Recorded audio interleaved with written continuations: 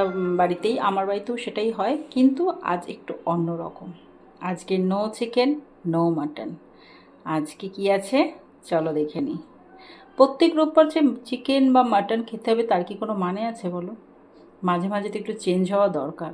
আর রবিবারে যে মাংস খেতেই হবে এই নিয়মটা বাবা কে করেছে?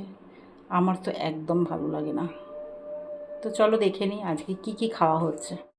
এই দেখো, আজকে করেছি রুটি, তেল দিয়ে একটু ভেজে নিয়েছি, লুচি না, রুটি করেছি, তেল দিয়ে একটু ভেজে নিয়েছি এটাকে। আর আছে ঘুগনি, যেটা আমি কালকে রাত্রে করে রেখেছিলাম, অনেক রাত্রে করেছি।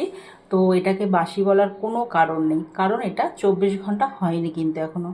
কালকে অনেক রাত্রে করেছি এবং অনেকটা বেশি হয়ে গেছিলো, যার জন্য ভাবলাম যে চলো আজকে দুপুরে এটা দিয়েই চালিয়ে নেওয়া যাক। ফেলে দিয়ে নষ্ট করে বা বেশি খেয়ে কোনো লাভ নেই, তাই না?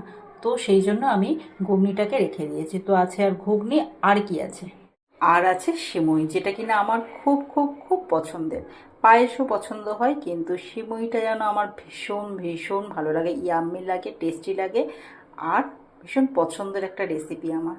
তোমাদের কার কার ভালো লাগে আমাকে অবশ্যই জানিও। আর সকলে ভালো থেকো, সুস্থ থেকো, সাবধানে থেকো।